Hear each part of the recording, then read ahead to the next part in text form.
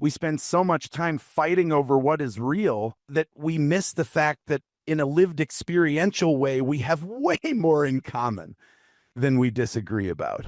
When you set the identitarian questions aside and stop arguing about whose worldview is right, there's this crazy shift that happens from a kind of defensive posture to a curious posture.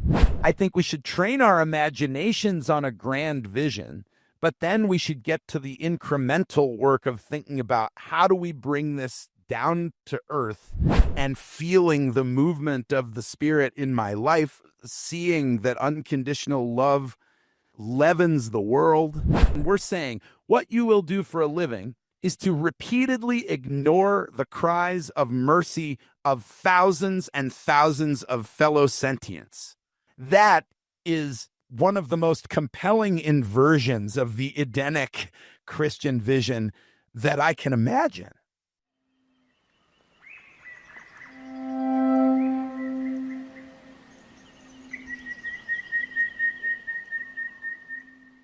Hey, Matt, how are you?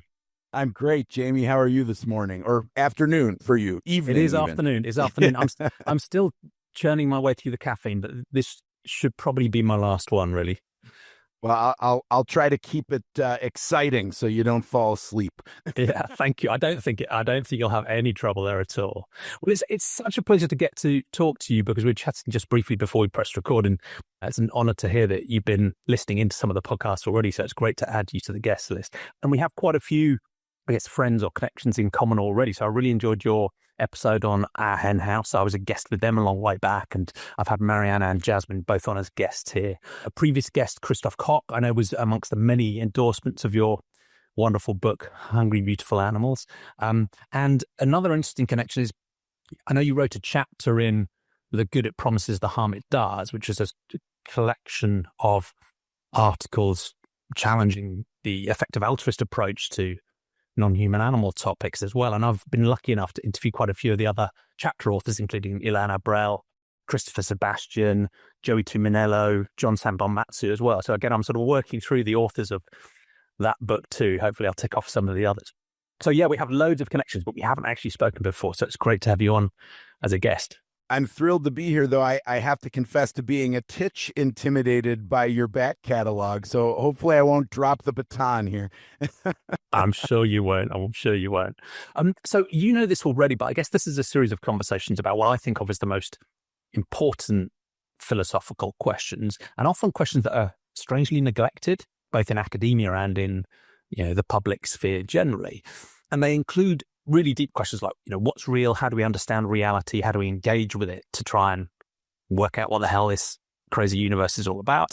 Questions of epistemology, if you like. And just as importantly, the questions of ethics. What matters? Who matters? And how does that lead into questions about how we can lead a good life? And I have an obvious bias because I'm trying to develop and popularize this idea of sentientism as a worldview that on the what's real question, it's quite pluralistic about what you believe, but it does suggest that we should use a naturalistic epistemology committed to evidence and reason. And on the ethical side, again, it's very pluralistic about the ethical system you might apply, but it does insist that at least every sentient being, every being with the capacity to have experiences, particularly valenced experiences, suffering, flourishing, anything at all really, should matter very seriously in our moral consideration. So beyond that, it's very open. There's still plenty to fight about, but it does suggest that, evidence, reason, and compassion for all sentient beings might be a, reasonable foundation we could start from. But I'm lucky in these conversations, as you know, to talk to a dazzling variety of different minds, some of whom disagree with that philosophy and some of whom, line up with it quite neatly. So it'll be great to understand your own philosophical journey and how that plays through into your work today.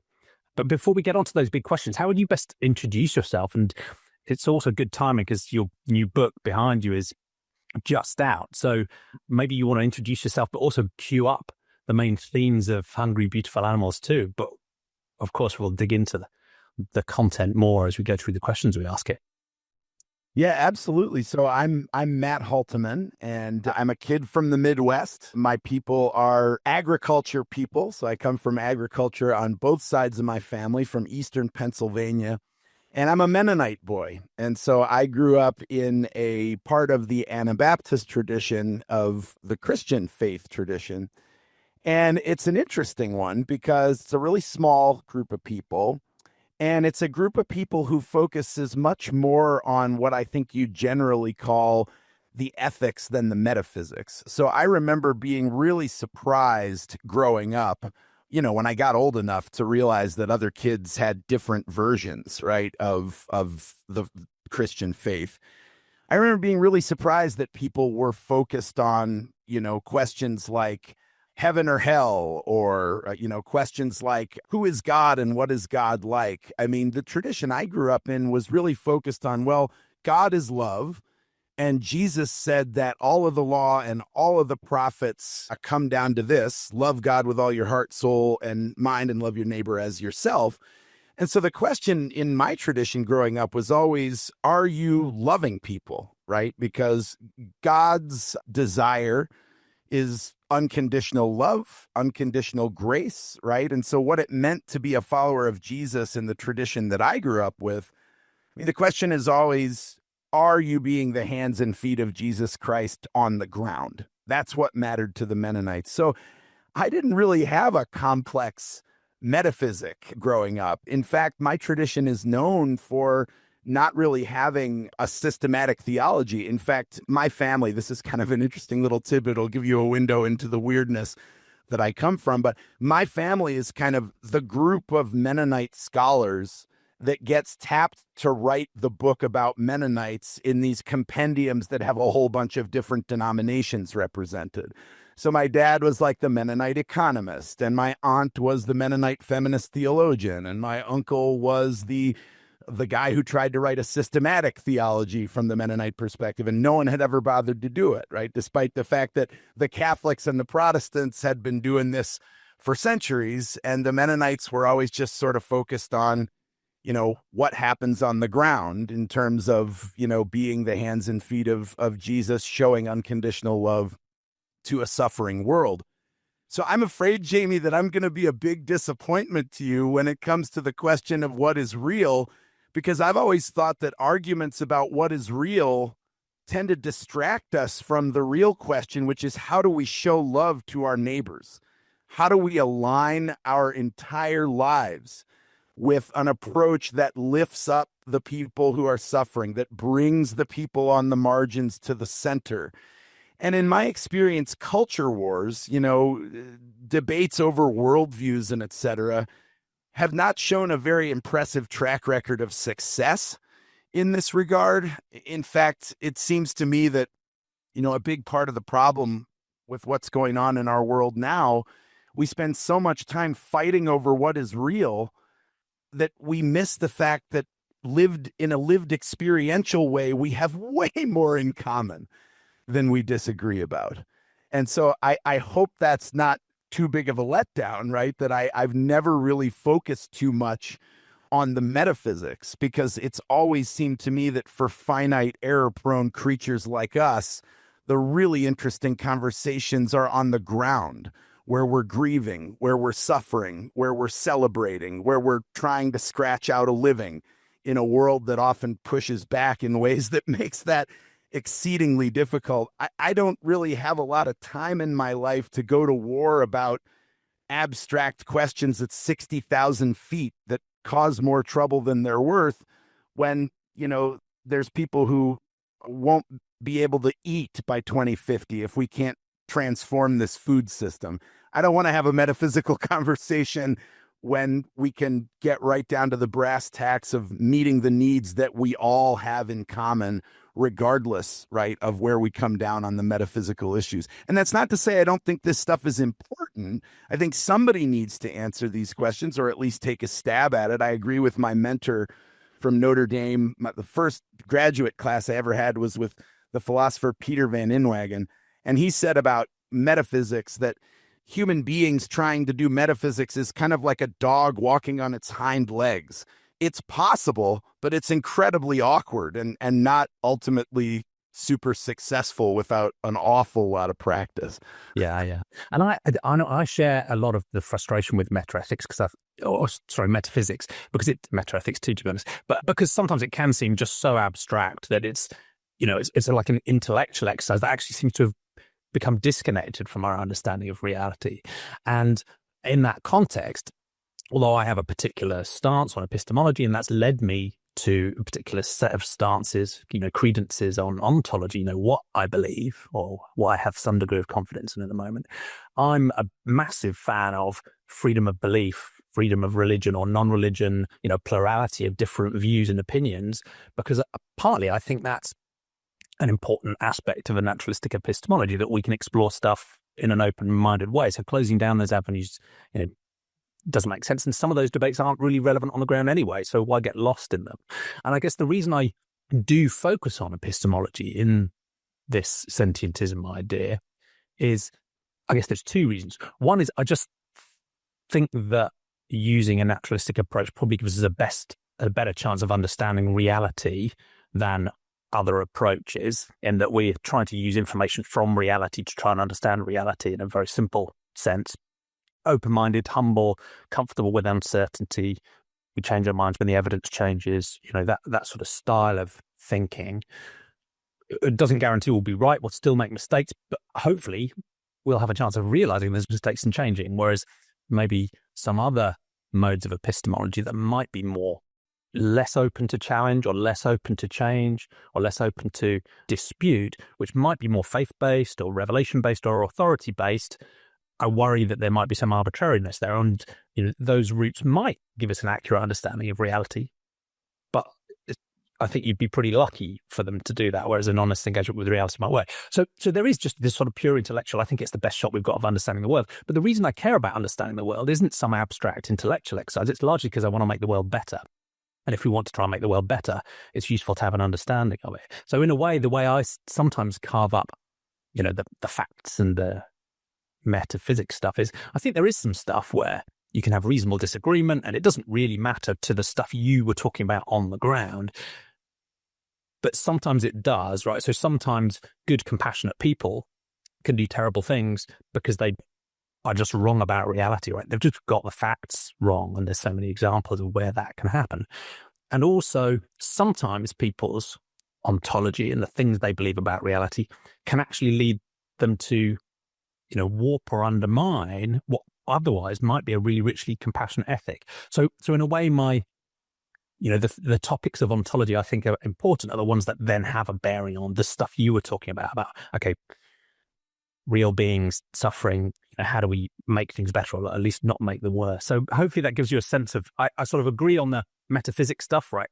Do we really need to fight over that? No. But where our epistemology and then our beliefs do actually have a more grounded impact on, our behavior and our ethics in the real world, I think there's something where sometimes we do, have to wrestle with a little bit more deeply. Yeah, I agree with that 100%, but I guess I think that sword cuts all ways, right? So I think, the naturalistic frame of reference is interesting, and I'm an ethical naturalist in the sense that I think that we can have an ethics whether or not there's a God. I mean, I'm not one of these people who thinks that, well, if there's no God, anything goes. No, I mean, I think we've got all sorts of resources for building a really solid ethics and a way we should think about things, whether or not God exists. But I guess what I've run into with at least some approaches to the naturalistic frame of reference is kind of a dismissive attitude toward modes of being, ways of life that admit more than just a fairly narrow conception of scientific method, a kind of post-Enlightenment conception of scientific method in the picture. And I've found a lot of times it's called a very breathable, naturalistic point of view. But then when you push, you find out that, oh, this person's parent was a fundamentalist minister. And in fact, there's a lot of psychological reactivity here and a kind of allergy, right, to a certain bandwidth that I think often does a better job in certain situations. I mean, science is not a monolith. It's a set of tools, right? And so anytime somebody tries to turn a set of tools into a worldview, I get concerned because a worldview is about identity, not about inquiry. And I think oftentimes naturalism is every bit as colonizing in its outlook on the world as certain forms of religionism can be, right? And I think sometimes that's why you see the four horsemen of atheism, as they sometimes call them, it looks to me like they're on a cultural mission. It's not just right curiosity and open inquiry. It's look, these other visions have done damage, and it's really important, right, that we shift people away, right, from this kind of religionism to right this other frame of reference. But I guess I think what scientific toolkits can do is really impressive within certain very restricted ontic regions, right? Like I definitely want science by my side when I need my cornea fixed or when I need my heart worked on. But when somebody's died, I'd rather have a poet or a priest next to me. I often find the scientific outlook to be not always the most socially or emotionally well tutored when it comes to dealing with issues that are outside the scope. And so I guess I'm 100% with you that when a naturalistic outlook on things really does result in this kind of breathable, when inquiry rather than identity is the focus, then I'm very much interested in the conversation. But when identity is the focus and it starts to look like an evangelical enterprise of converting people to being a bright or converting people to being a sentientist, well, then I think, it's like every other ism. If it's about identity, it really isn't about open inquiry. It's about membership. And I'm not really interested in the membership piece as much because, as I said, I think it makes it harder to do things together. I'd much rather talk about, okay, in a lived experiential way, what do we all have in common? Maybe words, for instance, like climate change don't resonate with certain sorts of people, but I don't think it's because they're failing to understand what's real. I think it's because their identity protective cognition has been triggered by a tactics that's actually incredibly unsophisticated. I mean, and this is why I get a little, you can tell I'm right, a little bit impatient, right, with the way that the words reason and evidence are sometimes used, because I don't think there's much reason or evidence in browbeating people with tactics that don't really speak to who they are with a sense of superiority, and then wondering, well, gee, why don't these people agree with me about what's real? Well, because the conversation isn't about what's real. The conversation is about a culture war, a worldview conflict, and then it's perfectly rational for people who don't hold that worldview to go with the authorities in their epistemological ecosystem, right? Because what matters most to human beings, right, apes of the savannah with a little extra, is that tribal inclusion where we get our comfort, where we get our security, where we get our approval from the people who make it possible for us to flourish or not. Yeah, we're social animals, not perfect truth seekers. But if that isn't obvious to people by now, I don't know what it'll take. Yeah, 100% agreement there. And again, like I am not at all. I've learned so much. All of my mentors, I think, in philosophy graduate school are coming from a place that I don't think sentientism is the way they would describe it, because, of course, that's a fairly new way to think about these things. But certainly secular humanism or, something in the lineage, right, of what's called sentientism. And so I feel a lot of resonance, especially when it comes to the what should we do, how should we live. But I actually think at least the version of Christ following that has informed my imagination does at least as good a job in some of the other areas where I think naturalism falters a bit, and maybe an even better job when it comes to meeting people where they are, not coming from on high. But I say that with extreme caution because I know, right, religion's not a monolith. Christianity's not a monolith. I think that some of the versions of Christianity that are speaking loudest now, especially in the United States, are things that I find so incredibly problematic that I'm reluctant at this point even to call myself a Christian, because I know what that emanates right into the world. That's why I follow Nicholas Walterstorff, the Christian Reformed philosopher, who talks about Christ following, right, where the emphasis is on taking up practices that move one slowly but surely in the direction of that unconditionally loving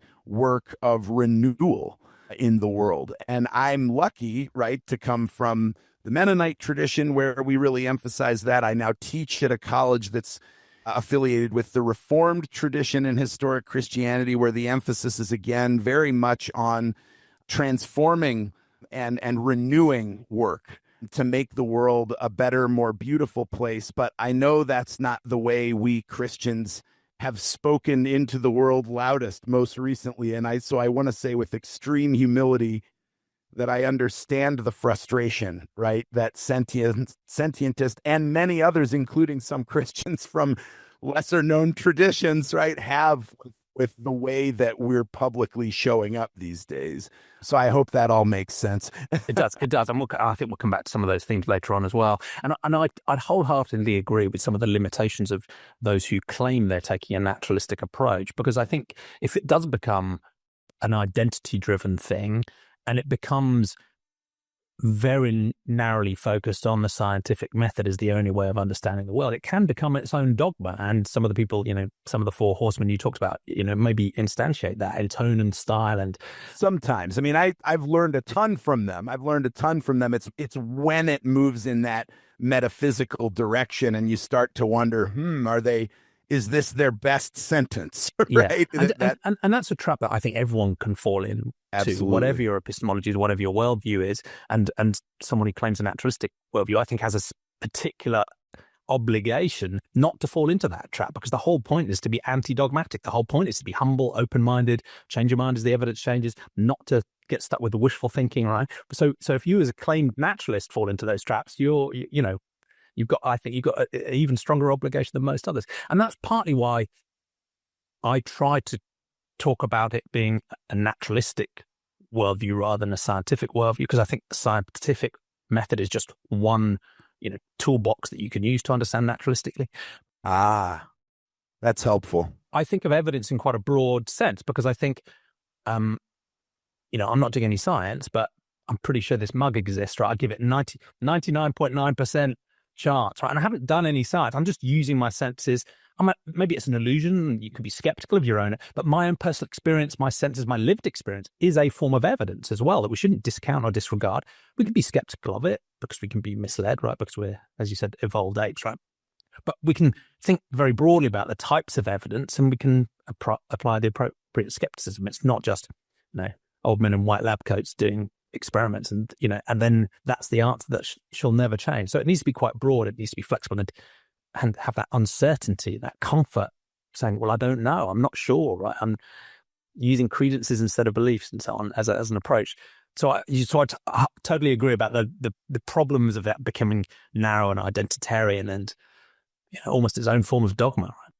I wanted to say how much I appreciated. I mean, I think I understand a little bit better now what you have in mind by natural, right? The thing about these conversations is these words, they mean different things in different communities. And it, from what you just said, I resonate a lot as somebody who's studied phenomenology, right? In the continental European philosophical tradition, the focus on lived experience and how certain things are just given in evidence, and maybe we can have epistemological skepticism, but experientially there's really not a lot of room for skepticism. Here's my water bottle, I'm thirsty, I take a drink, right? Yeah, and so, unless we're in a simulation or brains in a vat.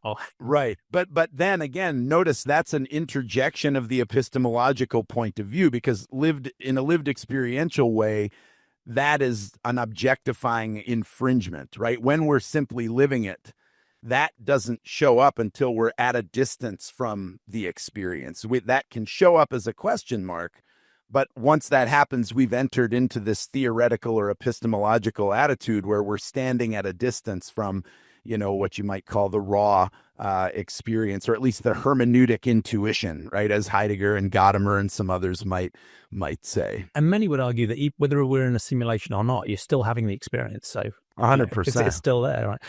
And so that's one of the things I wanted to ask you actually was, you were brought up Mennonite, and you're Mennonite now. I guess there's two questions that might link, they might not. One is, and you might just not want to go into this because, like you said, the sort of metaphysics and stuff has never really been a major focus. But have there been points through your life when, maybe as the sort of typical teenager like I was, I looked at my own Christianity and I read more broadly and I thought more deeply and I was like, and I challenged and questioned it and I eventually turned away.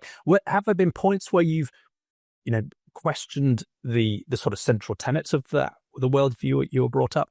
And the second question, which may be separate or may link, is how do you think epistemology and the beliefs you have as a Mennonite linked together? Is your commitment to the reality of Jesus and God, for example, are they articles of faith or a personal revelation or a deference to authority, or are they actually based on a form of very broadly naturalistic evidence and reason where you engage honestly with the world and that has led you to these conclusions or to reaffirm the conclusions you were brought up with? That's a total mess of a double question, but I don't know if you can make some sense out of it. No, it's beautiful. I mean, it's about experience, right? And I think I'll just start again from humility and say, I'm 50 years old and I'm still in the process of sorting through, right? Especially since, as you said, the metaphysics and the identity piece are two things I've been kind of inherently skeptical of. But I guess when I have to kind of draw lines, I mean, I'm a member now of a Reformed Church of America congregation, and I am, as I said, from a Mennonite background.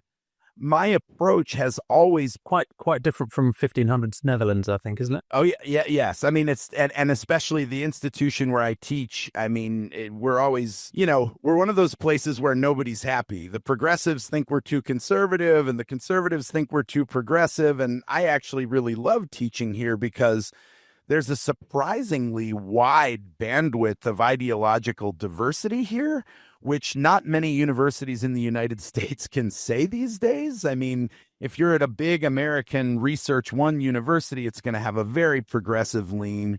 If you are at a small parochial college, it's probably going to have a more conservative lean. And I think Calvin is a place that kind of mystifies people because we've got strongly conservative folks. We've got pretty progressive folks. We're always in conversation. There's always some, discussion du jour that we can't agree about that is, I think some people think, threatening the existence of the institution. Others of us think this is how iron sharpens iron, right? And how we get things done. But I guess I would say my commitment to these things is very complex. And I guess I would say that one of the, and this is just being honest, right? One of the things that ties me the tightest to the tradition that I'm a part of, growing up Mennonite, is a lot like, in some ways, in terms of the kind of the way that ethnicity, right, and denomination come together. We're one of the very few American Christian denominations that's also considered an ethnicity, because our people were in a very specific place in Pennsylvania. They had parochial schools, they had, right? And so, for Mennonites, going through doubt or, having thoughts about whether this is really the case, it's similar to sort of secular Judaism in some ways. It's, nobody throws you out. And if you're, if your beliefs are in upheaval at the time, and I frankly think that, the more you understand about ancient traditions, right, the ancient Hebrew traditions, ancient Greek traditions, the less the idea that belief that should be the religious authenticity litmus test makes sense, right? Because in those days, we weren't talking about belief that, right? So internal states hooking up to external states of affairs.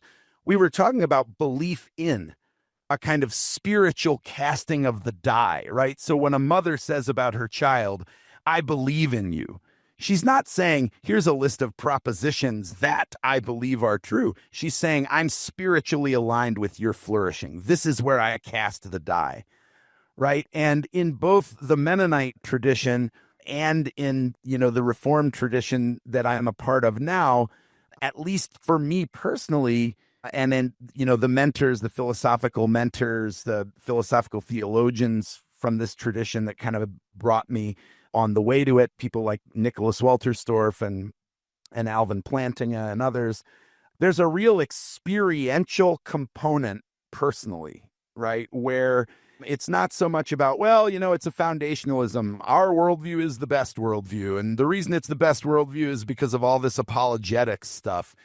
What's interesting is a lot of times students come to Calvin and they're expecting, since it's a well-regarded Christian institution, that there's going to be a lot of apologetics here. But that's not who we are, right? You're hard-pressed to find somebody who's going to do much apologetics here, because in the Reformed tradition, we have a different way of thinking about how these commitments unfold, and the testimony, right, of the spirit of love moving in history is the way we think about it. And so that's always the two things that have kind of anchored me to, the faith tradition that I'm a part of, is first off that kind of Mennonite heritage. Like, I don't think I could leave it if I wanted to. I don't want to, but even if I did, it's so much a part of who I am and what I value. That sort of external questions at 60,000 feet, is this true? Nobody knows. I mean, and nobody knows whether naturalism is true. I mean, just nobody knows. And so the idea that there might be evidence, which, by the way, science doesn't even have access to, right? When you look at Christof, Koch, or when you look at, some of the other books, people who are honest scientists admit that their work is asymptotically approaching metaphysics, right? At the limits of these approaches are questions nobody knows the answers to. And so that deep experiential commitment to the tradition I grew up in is a part of it. But then also that experience of love in community that I'm inclined to interpret, right, as the spirit of unconditional love moving in history, right? The way that I think of that, right, is a Christian way of thinking about that. And so the combination of that belonging to a people and feeling the movement of the Spirit in my life, seeing that unconditional love leavens the world, seeing that when I act in the ways that Jesus suggests that I act when it comes to not only loving my neighbors, but even loving my enemies, doing good to those who hate us. I mean, imagine what the United States might be like if the 81% of, people who, voted for, the incoming president lived by those, principles. I mean, I think that at least in 2016, 81% of evangelicals or something like that voted for 45. And I think the statistics were similar, right? For 47. I wonder what the world would be like if people actually lived into, right, the things that Christ followers say about what this vision is supposed to be about. But I'm not going to lie, Jamie, right? I mean, I struggled in college. I read a lot of Richard Rorty, a lot of Jacques Derrida, a lot of Martin Heidegger, a lot of Hans-Georg Gadamer, a lot of Pierre Hadot, a lot of Martha Nussbaum. And what these thinkers did was they helped me to contextualize, right, and get out from the clutches of a kind of Enlightenment version of Christ following, where it really did become a kind of jealousy of scientism, right? So I think what apologetics is, it's fighting on that turf, right? Exactly. Yeah. It's like the only evidence there is the kind that can be measured scientifically. And so if we want to be taken seriously as a faith tradition, we've got to produce some sort of pseudo version of that type of evidence, right? And one of the things I love about the Reformed tradition is that philosophers like Alvin Plantinga and Nicholas Wolterstorff said, nope, right? This is not a foundationalism. That's not how it works. In fact, that's just worshiping at the very altar that you say you're different from. Yeah, it's not a game they want to play. Yeah. Ironically. In a way, you're almost saying that, there are domains where it absolutely makes sense to use a naturalistic scientific approach because you want to understand the world to make it better. When it gets into the more esoteric, ethereal, metaphysical stuff, you don't really see that bearing directly on the reality of the challenges we're facing in the world.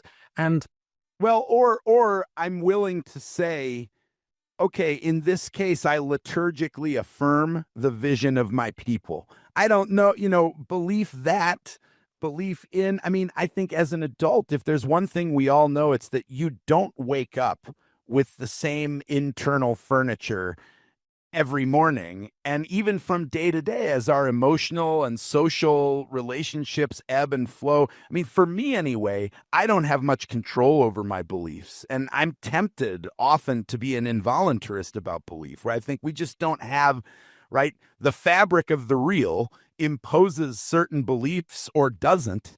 And we don't have a lot of control over that. And so then the question becomes, well, how are you going to arrange yourself in the absence of this sort of apodictic certainty? And my approach has been to say, where do I feel rooted? Where do I feel the spirit of love anchoring me? And then I liturgically affirm, I cast the spiritual die with these people.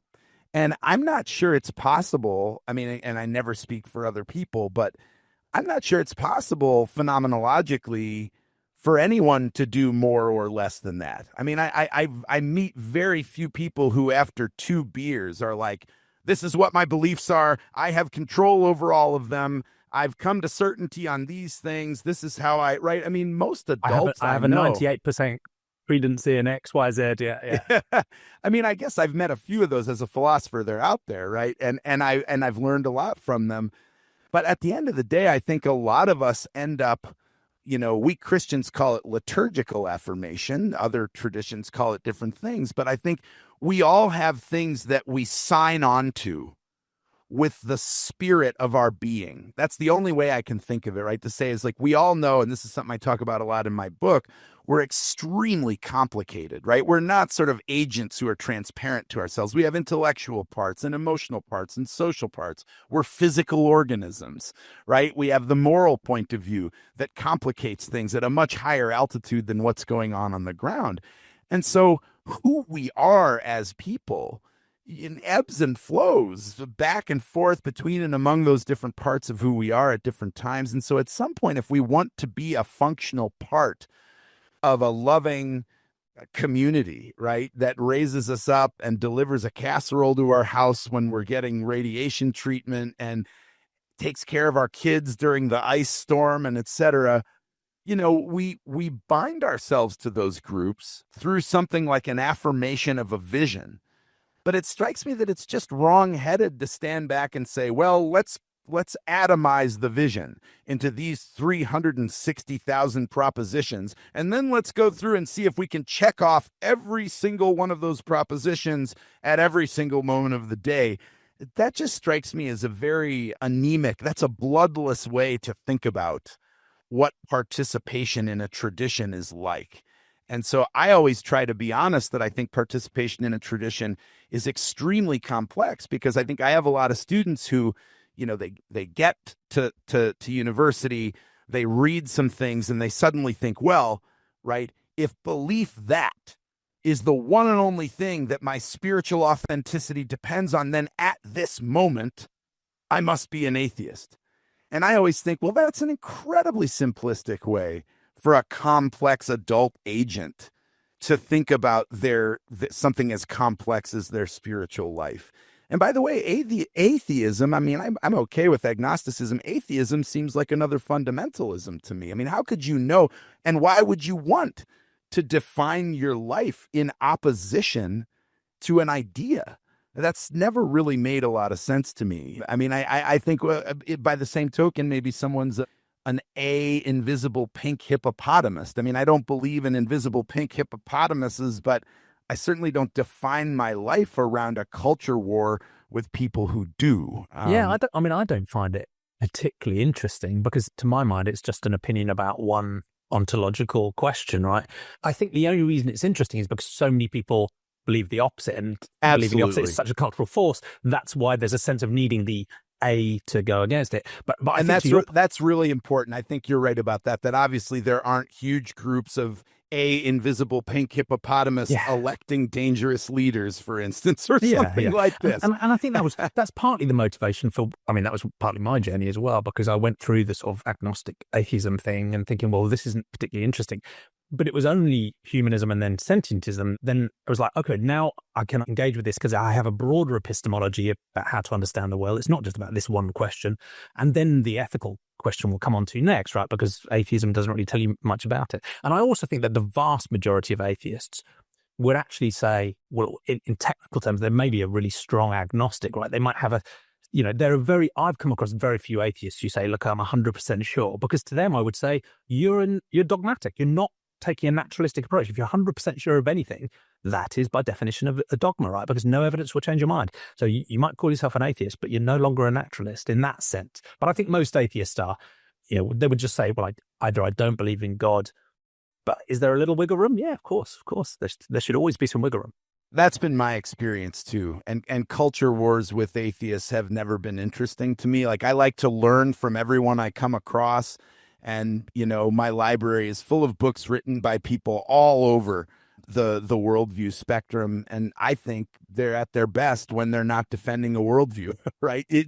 Generally speaking, we human beings do better when we focus on the things that either we have in common or that we disagree about where the rubber hits the road, right? And I think on the big questions, it can take a while for the rubber to hit the road, or we might be able to find better rhetorical tactics for talking to each other that can eliminate some of that heat that gets generated when we're not paying as careful attention as we should to finding rhetoric that can help us get closer together, right, in the lived experiential ground. Yeah, agree. And you've in a way you've already answered this, the second question of what matters, because you summed it up by saying, are you loving, right? That was, as you said, the sort of spiritual casting of the dice, that sort of attitude, that experience, that commitment, I guess in a way sums up, the foundation of ethics for you in that sense. I love the way you put it in the last question. You said, what's the connection between sort of that higher up question, what is real and what matters? And I think you've just given me the perfect language. If what is ultimately real is love, and that's the way I think about things, right? God is love. It's a very old, very kindergarten, Sunday school way to think about who God is, but God is love. If God is love, then what matters is to be loving, to align one's loves with this unconditional, excessive, overflowing, right, grace-filled divine love. And so what matters, to me, is to try to live a life that overflows in love. And that is not to say that I'm successful, James. You're right. I really want to emphasize here. You're not a paragon of perfect moral virtue. No, I am not holding myself Outrageous. Up here as a great example of Christ following, right? I mean, I should have spent many fewer dollars on these glasses and donated it, but I had a book tour coming up, so I'm not holding myself up as a paragon. Well, here. that's a great. Can you give me 1 second? Because Luna behind me, the third sentient being in this call, is scrapping to get out the door. Hold on 1 second. Absolutely. What matters is Luna here. This is Luna. Hi, Luna. Say hello. Hi, right. Luna. I recorded a whole series of podcasts with dogs in my lap during the pandemic. So this is the best possible interruption and also the perfect instantiation of the question, who matters, right? Here we go, Luna. And exactly. There's the segue. Thank you, Luna. Her interests, right, are demanding that we reroute our important plans, right? And I think that's it's not just a metaphor, it's a workshop, right, on what we human beings need to do in general. We need to realize that we've made tragic mistakes in the scope of that question, who matters? And we need to take immediate action to try to meet those needs. So I hope we can all do as good a job as you just did meeting Luna's needs with some of these, hundreds of billions, and if you consider aquatic life, trillions and trillions, right, of creatures who are scratching at the door, right, metaphorically, in ways that are really making trouble for all of us and not just for them. Beautiful response. May we all respond that way. And before we get on to the who matters question, which I'll do in a second, one quick question on the what matters question, given this focus on the aspiration to be loving, in essence, because that's the nature of your God. Do you feel the moral imperative comes from a divine command in that sense? Or is it from an imperative to echo and behave as a loving God would? Or is it a more independent thing where there is just some sort of visceral sense of compassion or moral consideration for others? Is it more divine command theory, or is it something that could be independent from that? What a great question. I mean, I think for me personally, I always describe myself as an ethical theoretical opportunist because I'm just not wired to wonder, well, which of the ethical theories is the best one, or which is maximally coherent, or I can only accept the one that's maximally coherent. And it must have been fascinating taking your Mennonite stance and that worldview into the formal field of philosophy, and learning all those different angles and perspectives on moral philosophy. And it definitely it led to a bit of impatience, right? Because I guess my feeling was always, because I was focused growing up on sort of what's the cash value on the ground, like where does the rubber hit the road here for love, for service to others, how's that supposed to work? And I guess what I've learned, in all these philosophy seminars and the different learnings and books that I've read, is that it feels to me like all the different ethical theories have extremely important lived experiential intuitions that they do important service to, right? So consequentialism. Of course, the results of the consequences of the moral actions we take matter, right? And deontology, of course, generally speaking, it's good to have rules that everybody could follow, all things considered, when we're trying to figure out, right, how best to act. And virtue theory, right? Of course, we're probably going to have a better time if we aspire to the vision, even if we can't perfectly live it out right now, even if we need to cultivate virtues through spiritual exercises over time. Maybe it's because I'm not very sophisticated at the end of the day, but my feeling is, well, all of the above, right? The consequences matter, good rules, good maxims matter, the cultivation of virtue matters.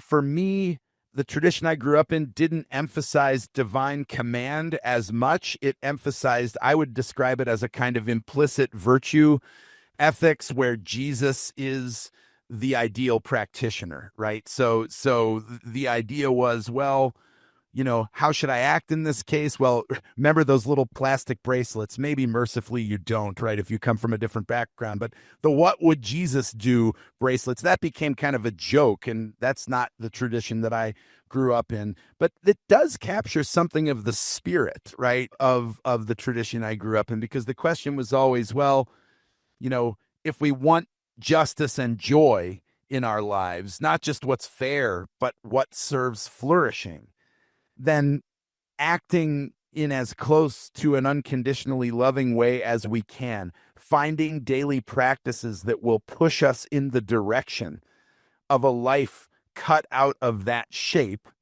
right, is the best we can do. And maybe, the Mennonites have a strong anti-authoritarian streak. One of the things that's true about my forebears is that, during the day, they're like, yes to the state. And then they're worshiping in caves and helping people they're not supposed to help. And right. And so the Mennonites have always had this kind of complicated relationship to authority. And I grew up reading this big. Does that include divine authority? Because one of the, one stance that I think plays through some of the problems you were talking about in American politics earlier on is that people will say, well, look, there's a link between the ultimate divine authority of, for example, a Christian God, and then the authoritarianism of a human being in the shape of 47, right? So, yeah, honestly, now, Jamie, you're asking me really personal questions, but I'm a philosopher and I prize the truth. I guess I'll just answer it like, yes, for me, the anti-authoritarian streak in my Mennonite background has led me to resonate much more in Trinitarian terms with Jesus and with the Holy Spirit than with God the Father. And in my spiritual, or God the Creator. I don't like masculinist language, and that's actually one of the things that has been a learning for me, right? Since the time I was little to the time I've grown up, I prefer now to think more in terms of creator and sustainer, right, than Father, Son, and yeah. And so, yeah, But I think that's one of the beautiful things about the Christian vision, right? Is that even the conception of the Godhead is multiform, right? And there are very, very interesting conflicts, you might say, in the vision of the Godhead that Christians, I mean, when they have their theological hats on, right? I mean, I can't tell you the last time I ran into someone on the street who is a Christ follower who's like, you know what, let's get down to the brass tacks of, The nature of the Trinity. Yeah. you'd have to be like at a pub with a theologian or with a student from the religion department or something like that. It's not super common. Yeah, that's 5 or 6 pints in. Yeah, absolutely. Yeah. Yeah. So I do think that anti-authoritarian streak has led me to resonate more, right, with, for instance, and I'll give you a practical example of how this has played out in my life, right? So growing up, resonating more with the person of Jesus than with the creator generally made me not very much in tune with the idea that creation, that is the earth and other animals and stuff, mattered very much, right? So for me, it was sort of the human piece, very anthropocentric, because it's well, who's Jesus spending his time worrying about? Right. And then when I got to a Reformed university where there's much more of an emphasis on the creator and creation and our mandate to try to care well for it, I suddenly realized, oh, wow, well, my focus on just service to other human beings maybe needs to be broadened out, right? And to think more about the earth and about other creatures. And then, so it's very interesting that it took coming into a Reformed context for me to become an animal rights activist and anything like an environmentalist. I have to confess, I'm coming more from the animal piece of the puzzle in my own, scholarship and advocacy work. But what I've realized, thanks in part to the tradition, of the uni where I teach, is that you can't have justice for individual animals unless you're working for environmental justice, because flourishing is enfleshed, right? And unless you have that special matrix of air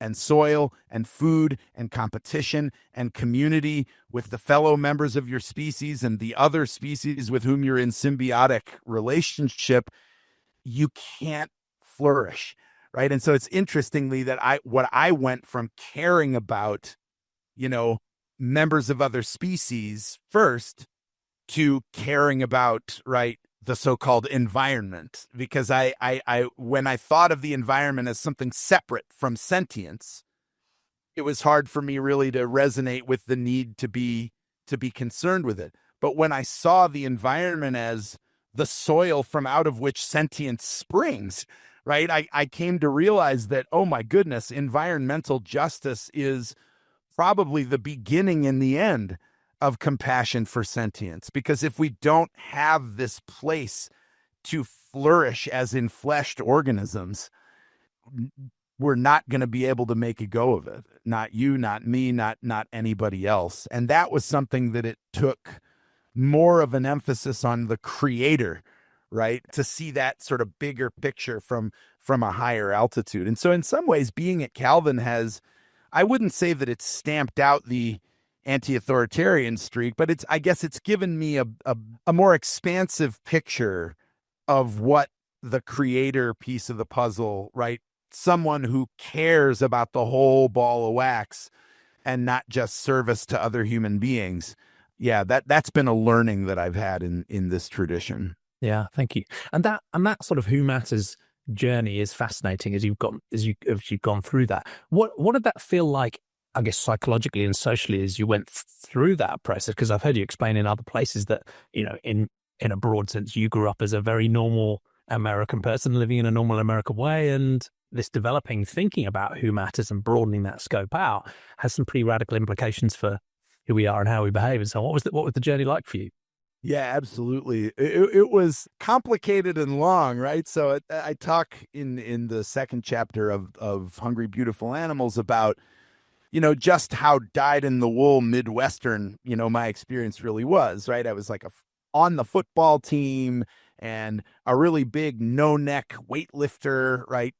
three-sport athlete type of guy and not at all concerned about other animals. I mean, except insofar as you could cut huge slabs of them and put shrimp in between and eat it like a sandwich, right? I mean, I really had no animal concern at all. And I would say that I was even, I don't know if I was ever a persecutor of vegetarians and vegans, but I sure had a low opinion of them, right? I mean, my Mennonite background made it hard for me to just be an out and out bully, right? Like, even when I had those feelings, I usually didn't act on them.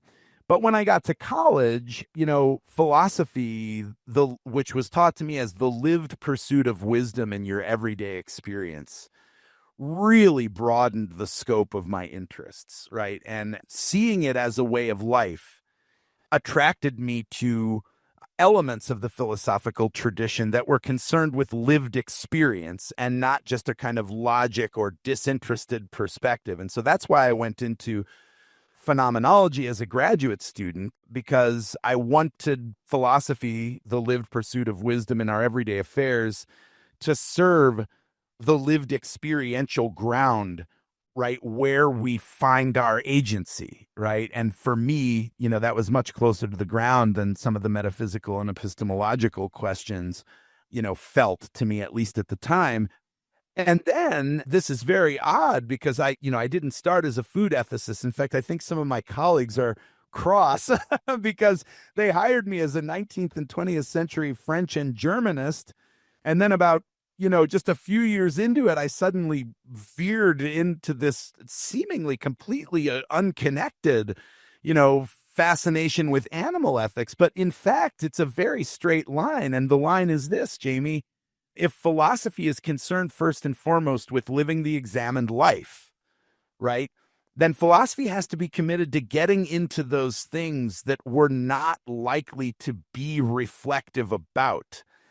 And when it dawned on me that food, right, here's this thing that we're literally built out of.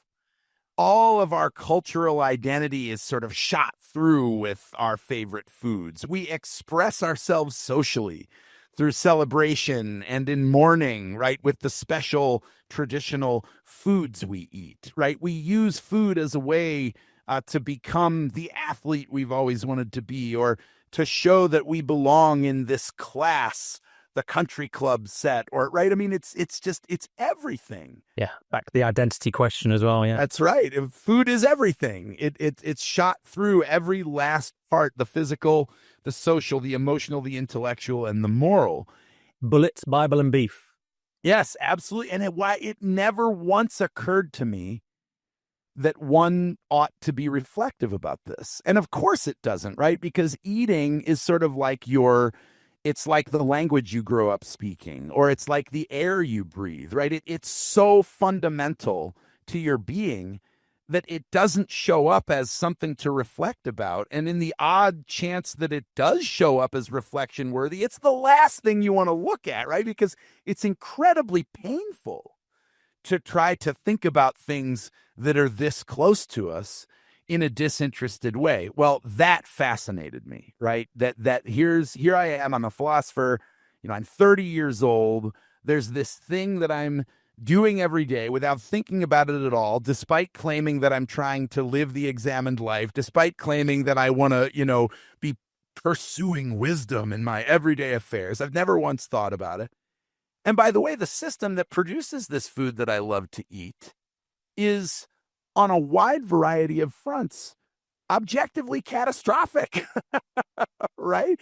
And that realization just hit me like a bolt from the heavens, right? And I was seized with this thought that, oh my goodness, this is where I need to spend my time and focus. And interestingly, phenomenology and hermeneutics, which was what I was trained to think about, were the ideal training for this. Because what phenomenology and hermeneutics do is they go underneath logic and epistemology. They ask about the lived experiential soil from out of which our theoretical attitude, can emanate. And when I looked at, right, the state of discussions about food ethics, what I saw was, holy smokes, this is all about arguments.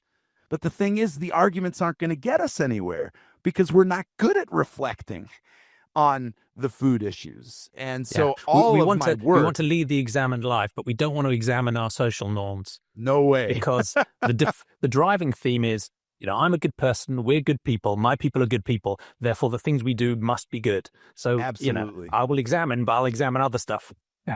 Or other people, that's fine. That's other exactly groups, right. That's fine. We'll take a really hard look at the other worldviews, but we're not going to look at whether the vision we're trying to live out resonates at all with the actions, right, that we're taking. And so, yeah, I mean, in a way, on paper, it looks really strange that I was writing about, the phenomenological tradition, and then all of a sudden, poof, right, there's this move into animal ethics and food ethics. But I actually think it's a very direct line, right? I mean, I discovered that, holy smokes, in order to live the examined life, we absolutely need to do a better job, right, as citizens of the world, thinking about these things.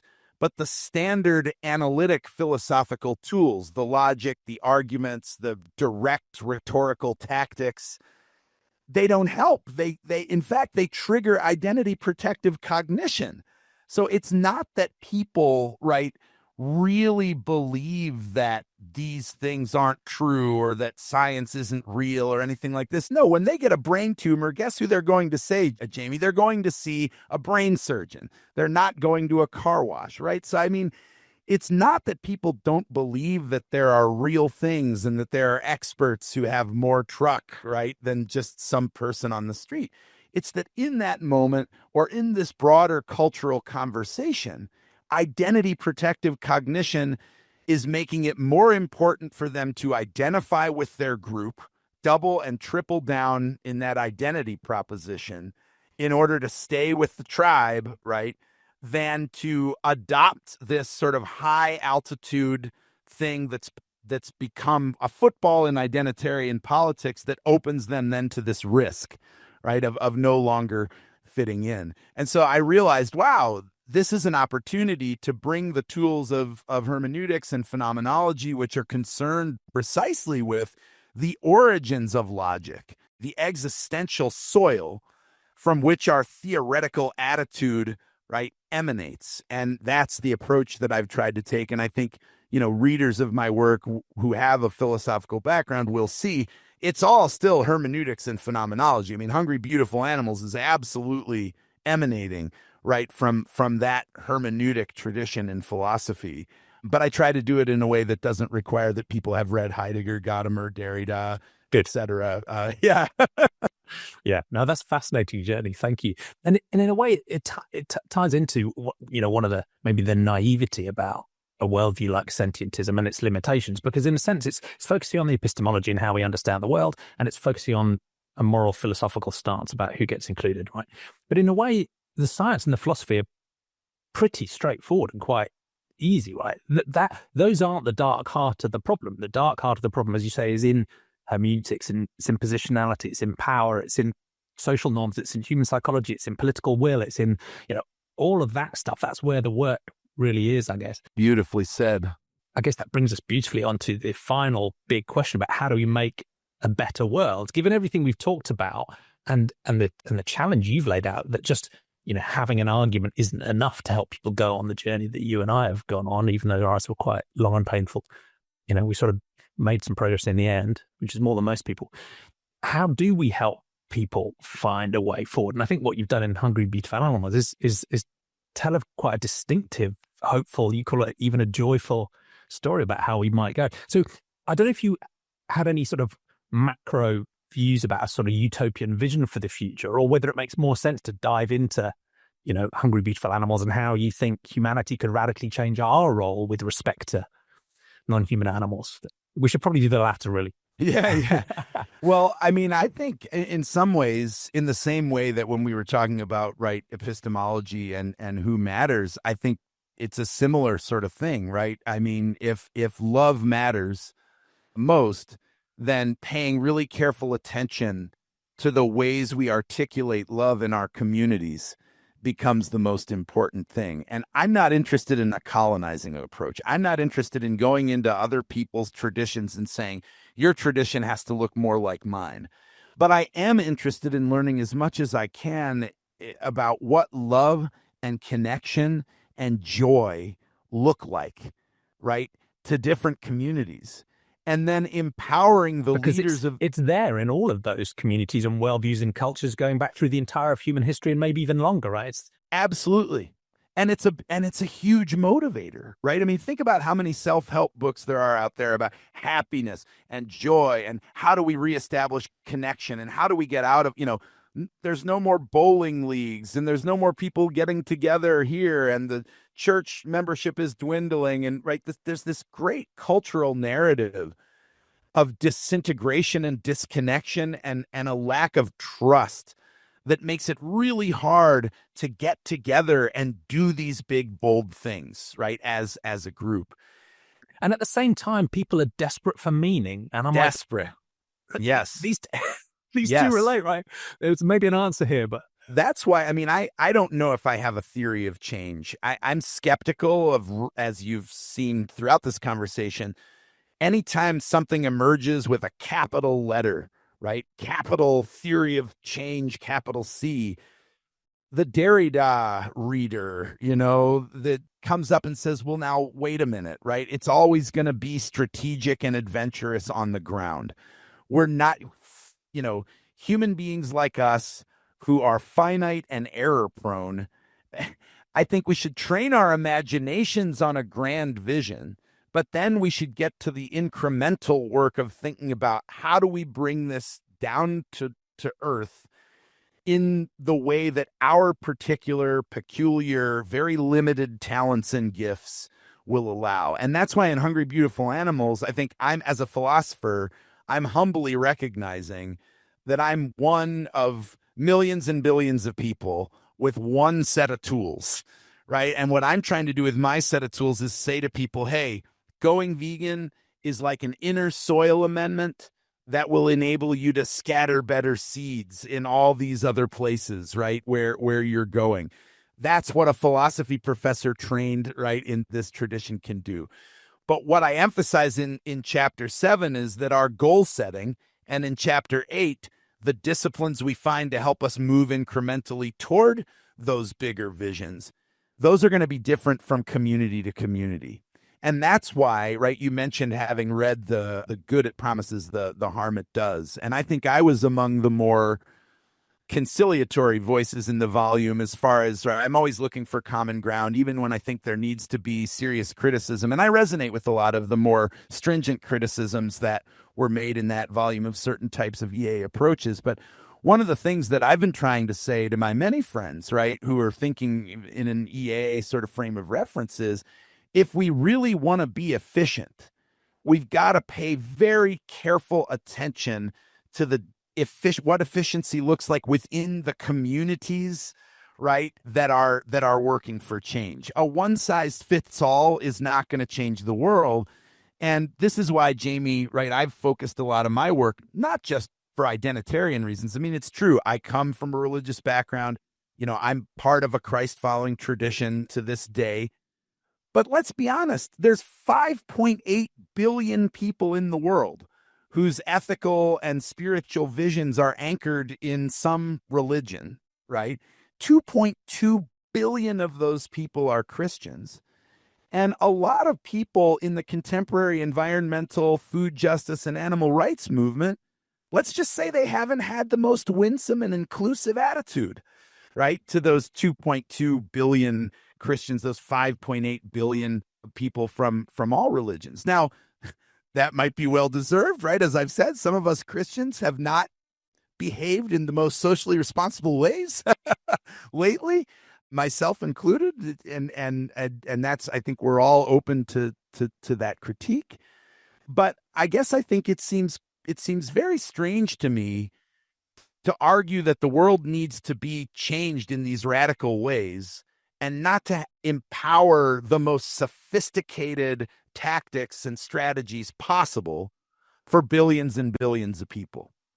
And so I think the movement, and this is something I argue in the paper you mentioned previously, that there's these areas where I think we should be putting very significant resources, right? One of them, Black vegan ideas play a really strong role. A lot of my mentors in this movement are African-American vegans. I've learned a ton from people like Bryant Terry and Breeze Farper, Michelle Loyd-Paige, Afan Silko.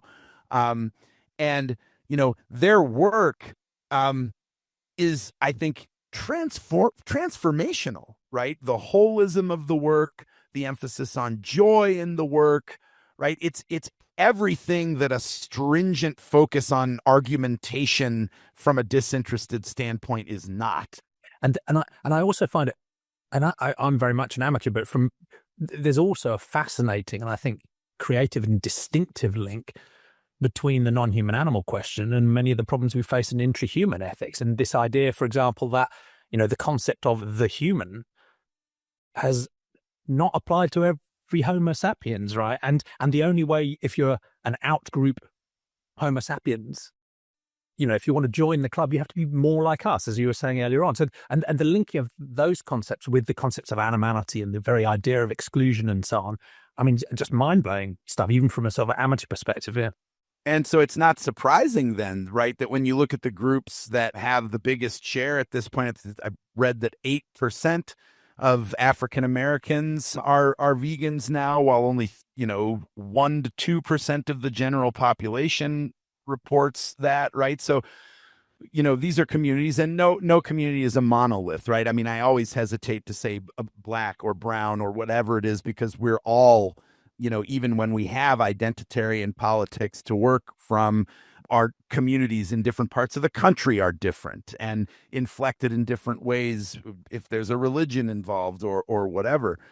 But I guess at the end of the day, if I had a theory of change, it would be something like, how do we think very, very carefully about where the leaders are in each of these different places that we all call home? And how do we empower those people? How do we give those people a platform? How do we help the world to see that this is already who they want to be? And that is the point, right, of Hungry, Beautiful Animals, is to say there's nothing really radical about a vegan vision of the world, right? This is stuff that we've been learning since we were knee-high to a grasshopper, right? I mean, it's kindergarten ethics, as I call it, right, in chapter 3.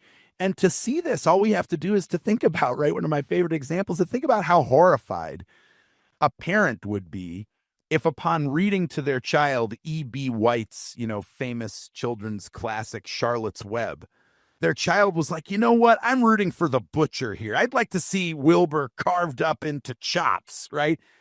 Parents would be absolutely horrified. Yeah, you worry about that child, right? Yeah, you'd take your child to therapy, right?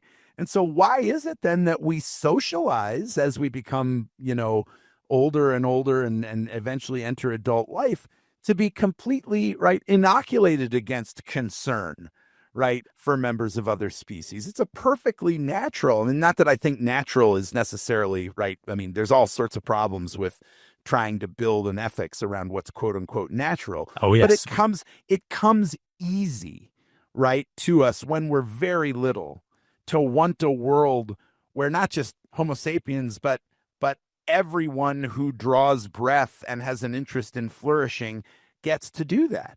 And any parent, right, who's ever accidentally rolled over on a plush sloth at your child's bedtime knows that, right, that is a very capacious love, right? It even extends to stuffed animals when we're of kindergarten ethical age. I've gotten many a tongue lashing for rolling over on Gowie, right, or rolling over on on Clark.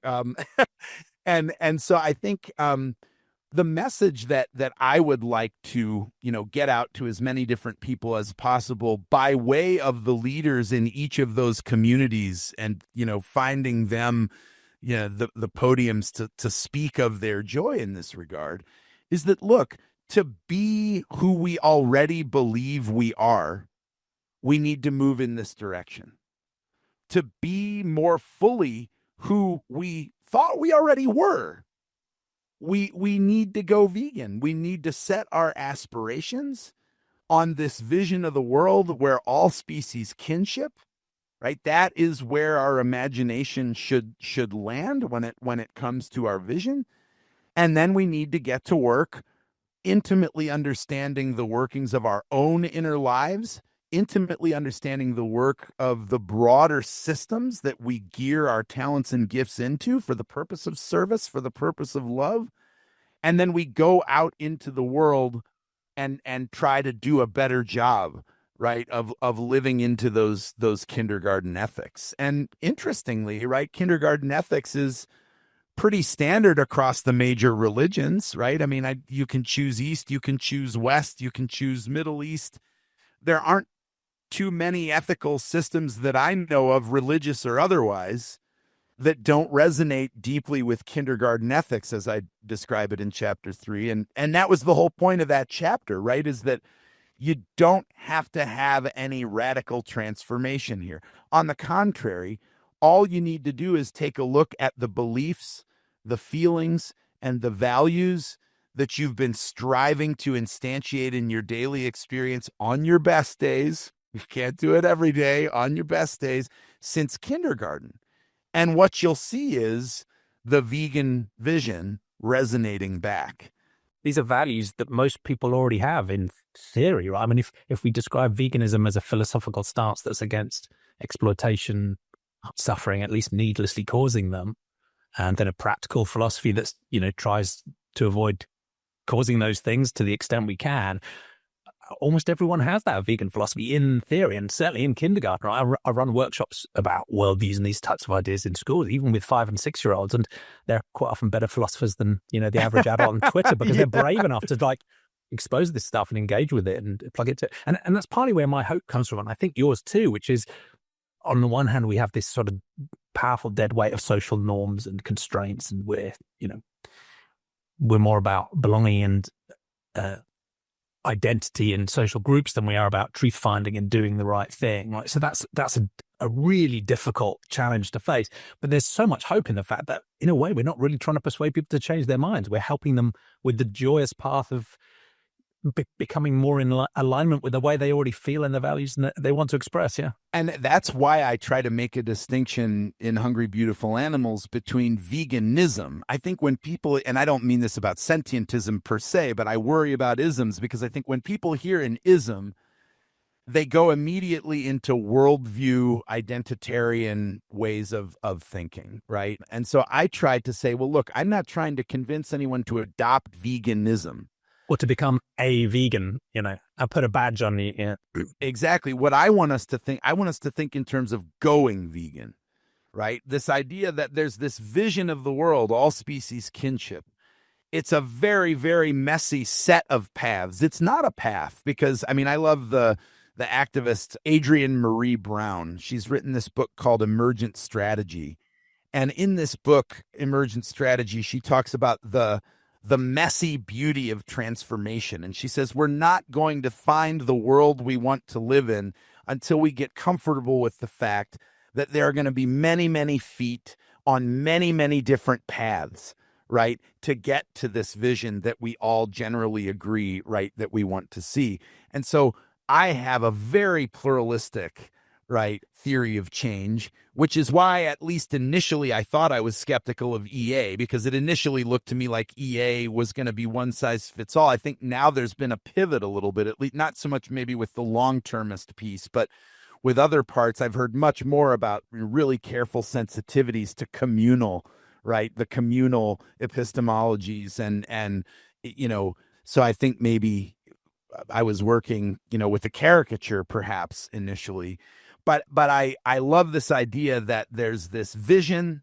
We're finding these practices that take our tiny little error-prone selves somewhere nearer, right, to that vegan vision, so that wherever we are on our particular path, and other people's vegan paths will look different, wherever we are on that path, right, we're going vegan, whether we're at the beginning, whether we're in the middle, whether we're experiencing a resonance or a renaissance brought on by, right, a beautiful new cookbook or a challenging new friend, whether we're in the midst of terrible backsliding, all of those things are compatible with going vegan, right? Seeing ourselves on this open-ended, ongoing journey that's going to be different at different times of life and even at different times of day sometimes, Jamie. But hopefully joyful, hopefully joyful. Now, one of the last questions I wanted to ask you, because I think that's fascinating, because you're recognizing the sheer diversity of different communities and worldviews and perspectives and positionality.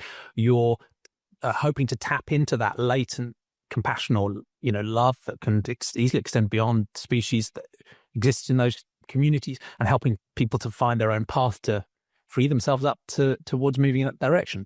And those different paths can be fascinating. So I might have a conversation, for example, with someone who is in a more naturalistic frame of mind. They might be a skeptic or a rationalist or an atheist or agnostic or a secular humanist.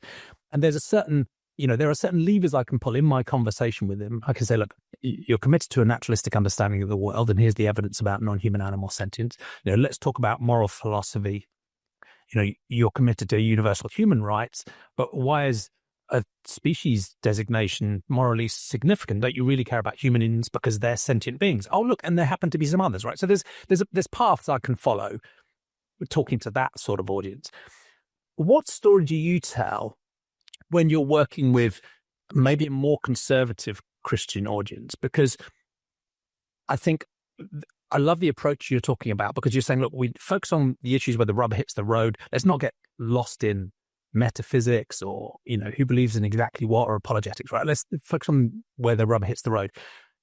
But there are plenty of issues where the rubber does hit the road, where these worldviews have very different perspectives. So if we frame, a more conservative Christian worldview that has embedded a much more strongly divine command theory structure, that embeds a hierarchy, which has, God at the top and maybe some angels, and then priests, and then believers, and then non-believers who might be shunned in this life and sent to hell in the afterlife. There might be certain rules that are followed dogmatically that were written down in the Middle Ages that might force discrimination, fairly brutal types that might have a sort of fire and brimstone retribution. And also in the non-human animal space, focuses more on dominion than stewardship, and says, we're made in the image of God. We are ensouled. Everything else is just here for us to do what we like with. That's a sort of stereotypical, bullets, Bibles, beef view. What story can you tell people in those sorts of communities that would open them up to what you're trying to do in Hungry, Beautiful Animals? Is there a path? Yeah. So the first thing I'd say is I try never to think of any tradition or set of traditions as a monolith. Somebody who takes the Bible seriously, right? Let's a kind of an American baseline. I guess the story that I would want to tell is, well, look at the grand theological sweep of the Judeo-Christian tradition, right? And it's fairly surprising. It's not probably what you will have grown up with in church. But when you really look at what the book says, right? When you look at the beginning, right? What God intended for creation. When you look at the end, what God hopes for from, right, the redemption of creation.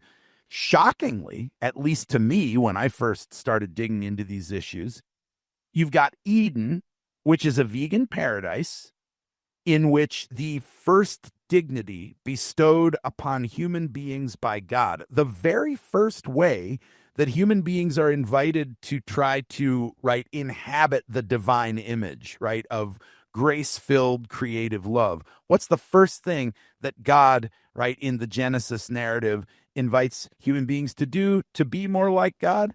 Name and care for our fellow creatures. This is the first way that, Genesis, when God is saying, if you want to be like me, here's what you do. It's naming and caring for members of other species.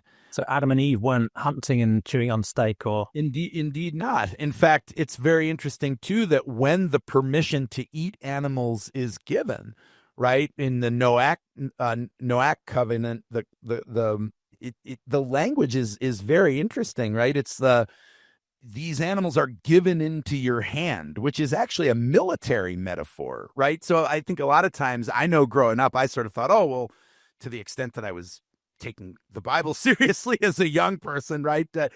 I guess I thought it meant something like, oh, well, now God's firing up the barbecue and saying, slather up. No. The language is, I gave you shalom and you blew it. So now these creatures that you were supposed to take care of and show the divine image within you through this really careful, companion style relationship, now instead they're your enemy. Congratulations, right? I mean, the language is very, it's not at all a celebration, right? It's clearly the divine ideal is not meat eating. I mean, that much is very, very clear, that meat eating is degenerate in the Genesis account. It's something that is reluctantly allowed on account of the fall from the Shalomic state. It's between those bookmarks, yeah. Bookends. And then in the end, right, the holy mountain, I mean, this is the classic lion laying down with the lamb, right? There's not even predation. Yeah, to come on to wild animal ethics, yeah. That's right. And so those are the bookends, a veganic garden where if you want to be like God, your first opportunity is to care for members of other species. And the holy mountain where we're so much, if you look at the fallen version, right, that the snake will bite your ankle and you will crush its head. That's the state of the fallen creation. And then in Isaiah, what we're told is the child will be playing in the asp's den, right? It's a complete inversion of, right, the animosity between and among the different species. So in the beginning and in the end, it seems to me we've got something very much like what in our contemporary language we would call a vegan vision. And then when we're asked to look for what we ought to be doing in the everyday, right, on the ground, we're told, well, if you really want to know what you ought to be doing, then look for the fruits of the Holy Spirit. Look for things like patience and kindness and long-suffering and faith and hope and love, right? And if you see those things coming out of your attitudes and actions, then they are, right, of the Spirit. And if you don't, then you need to recalibrate. Well, when I look at our contemporary food system, honestly, Jamie, I'm hard-pressed to think of something that is more out of resonance with the fruit of the Spirit. Yeah, you walk through a slaughterhouse and, yeah. And not just the slaughterhouse, right? It's not just about other animals. It's about the working conditions of the people who are forced repeatedly. I mean, I can't think of a more grave inversion of Eden than disenfranchised people who Christians are told to bring the least of these to the center. And what are we doing in our food system? We're taking people who do not have the freedom to complain about the conditions that they're working in, who do not have the ability to get out of those circumstances. And we're saying what you will do for a living is to repeatedly ignore the cries of mercy of thousands and thousands of fellow sentients, because we demand 220 pounds of meat per person per year, 25 times more than the average Bangladeshi, right? That is one of the most compelling inversions of the Edenic Christian vision that I can imagine, and it's not just because I've spent a lot of time thinking about this. I mean, it's very, very clear that we are not bringing the least of these to the center in this system, whether you're thinking about human beings or members of other species. So I guess, to cap it off, in the beginning and when the redemptive work is finished, it looks like we've got something like all species kinship as the vision. With what we should be doing in the here and now, it looks to me like if we're trying to live lives that demonstrate the fruit of the Spirit in our attitudes and actions, we should be headed in that direction too. I will say, I think that Judeo-Christian scripture is extremely complex. It's a whole bunch of different kinds of literature collected over a very, very long time. There have been very complex political fights and theological fights over which books belong and which books don't.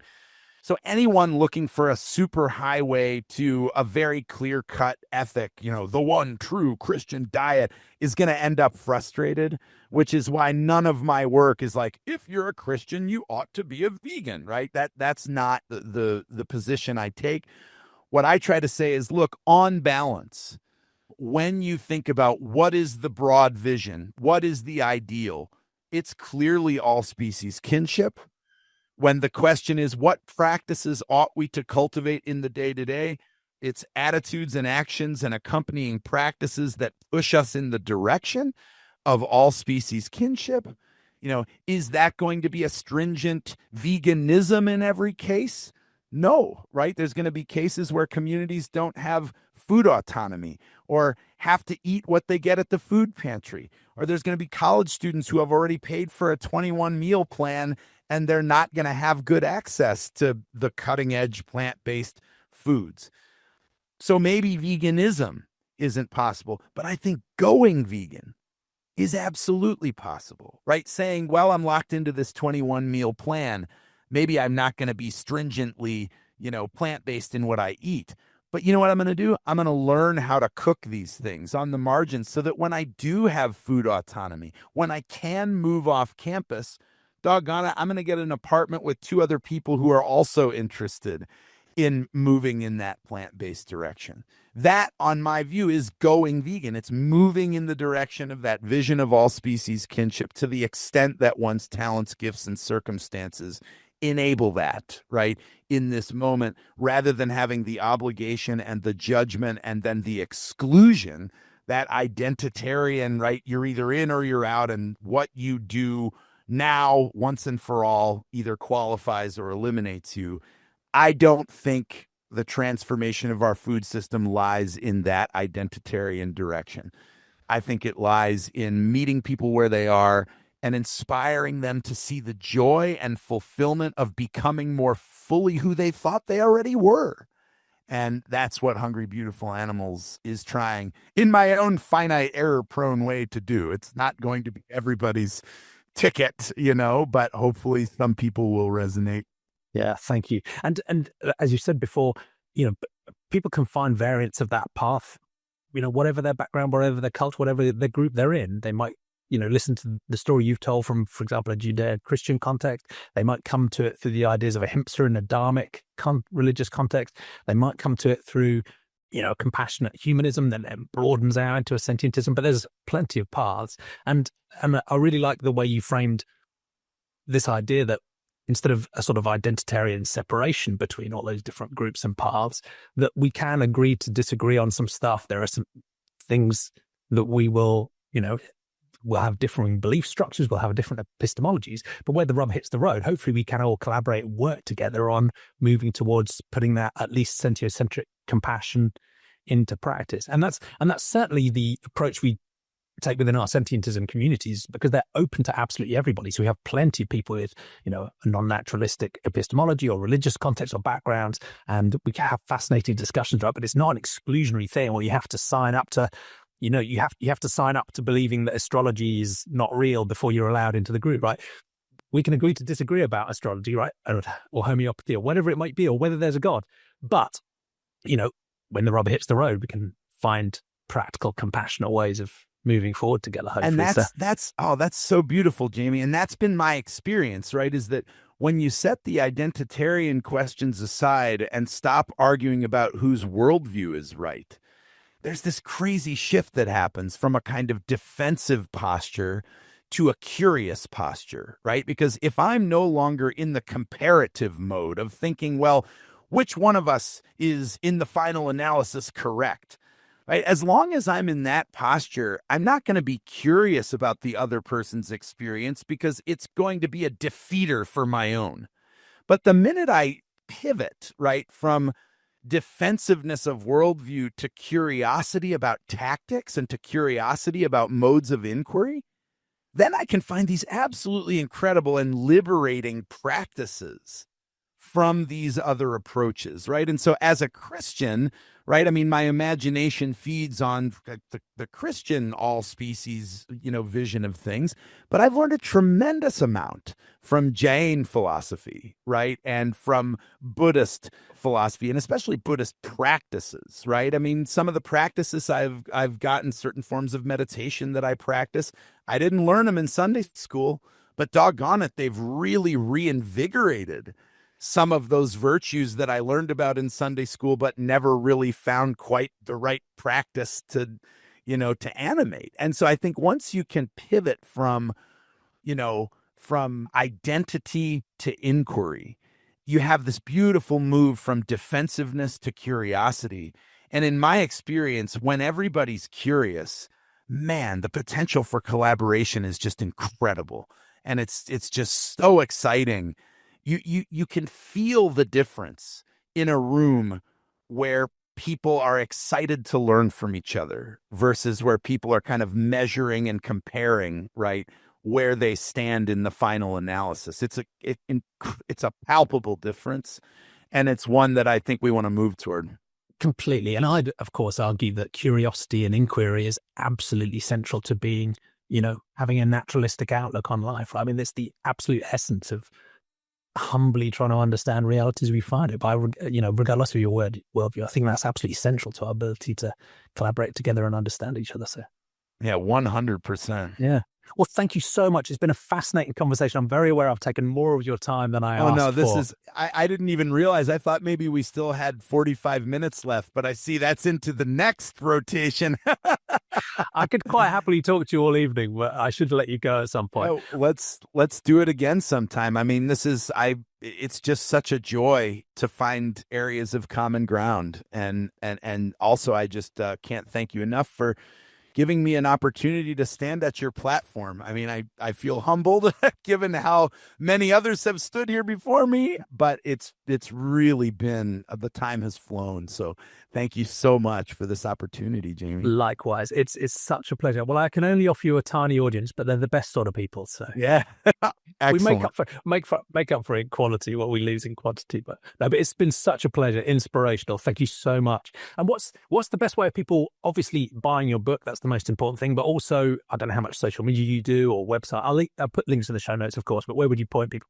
So I'm a philosophy professor, so social media influencer is not at the top, right, of my list of gifts, but I do have a website that I've built with some help from a terrific publicist. It's hungrybeautifulanimals.com, so the title of the book, .com. I also am on Instagram as Hungry Beautiful Animals. I also have a LinkedIn presence as Matthew Halteman and a Facebook author page as well as Matthew C. Halteman. And yeah, I'm in this for the connection. And so if you resonate at all with these ideas and you'd like to talk about them more, I love to get an email. There's nothing more pleasing to me than to see that other people are curious about the things that I'm curious about. And I'm a teacher, which means that first and foremost, I'm a learner. And so, yeah, let's collaborate in whatever ways are interesting to you through any of those channels. Wonderful. Thank you.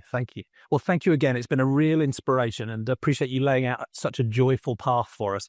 And Luna is also deeply appreciative, and she apologizes for her interruptions, don't you? Thank you. No, it wasn't an interruption. I think it was actually a workshop, like I said, yeah, right? I mean, this was participating.